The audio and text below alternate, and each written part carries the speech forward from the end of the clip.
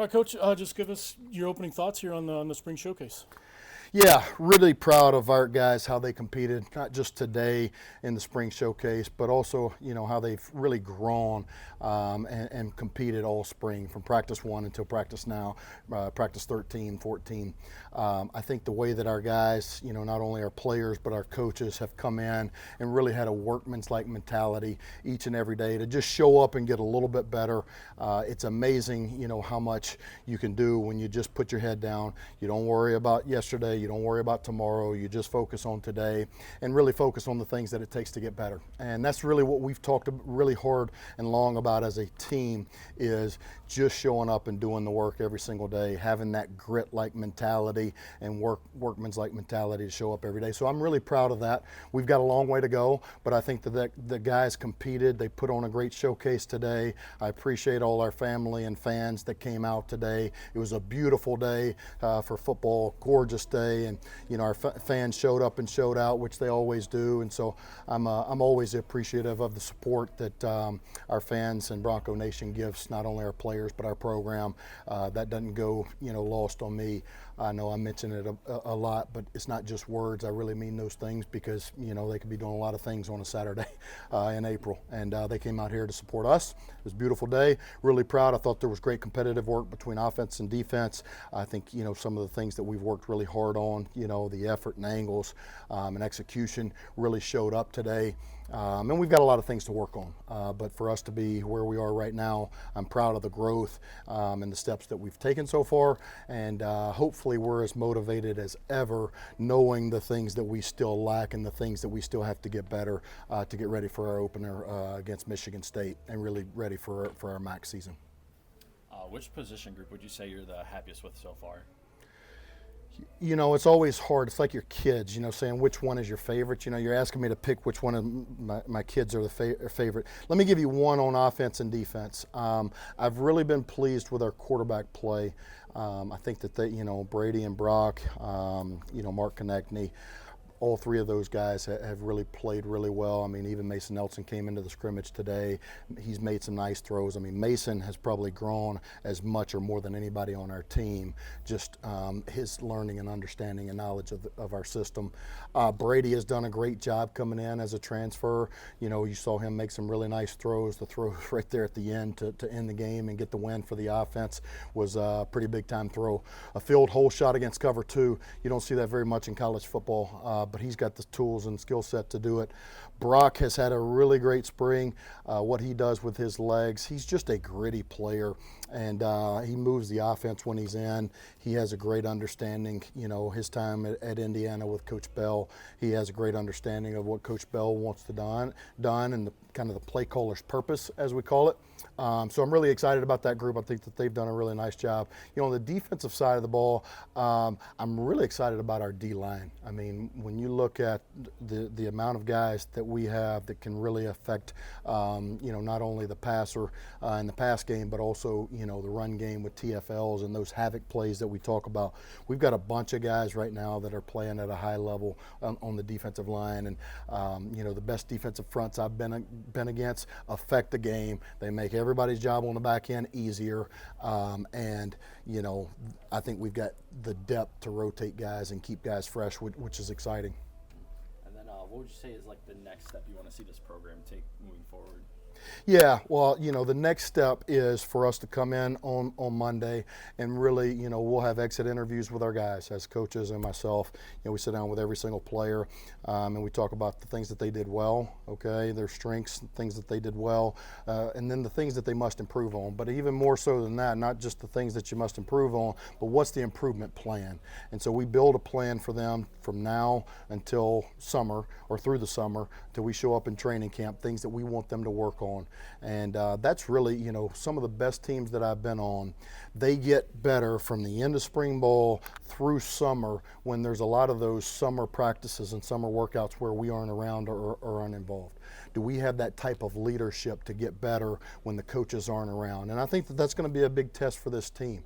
What kind of leadership and maturity and growth do we have from a player-led standpoint for them to work on their own, to continue to work their craft, and keep building this thing in the offseason. And then as a program, it's really taken that next step.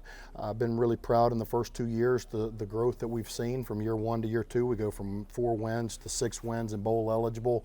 I've talked many times about how proud I am about being bowl eligible, but those aren't our ultimate goals. Our ultimate goals are to go win the MAC, to compete for MAC championships. And I've said that from the day I got hired here.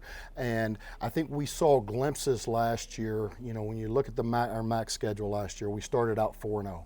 And we were playing really well, and we found ways to win games. We found ways to overcome adversity. As the stakes raised and you're playing for more later in November, we did not play our best. And so that's a challenge for this team.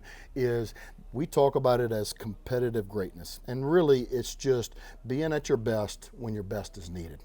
And as the games and the stakes rise, can we be at our best? Can we not let the pressure of the moment or the perception of the pressure of the moment affect how we play? Can we continue to play just like it's every other day that we've prepared for? And I think that that's the next step that we've really got to take as a program.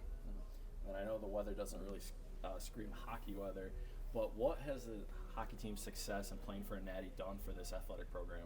Oh, it's incredible. I mean, when you talk about, what Coach Firschweiler's done and that hockey team, I mean, I think everybody is just beaming and, bubbling with excitement, and, really for them to be in their first Frozen Four, to win their first Penrose Cup championship, to be in the first Frozen Four, and now to play for their first national championship. I mean, that team is pretty special.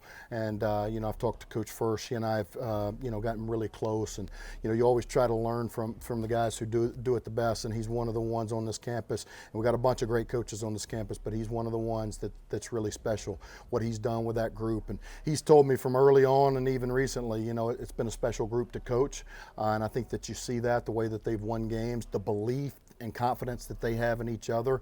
And we've really talked about that as a team in terms of us having those traits. I think you see that on championship teams.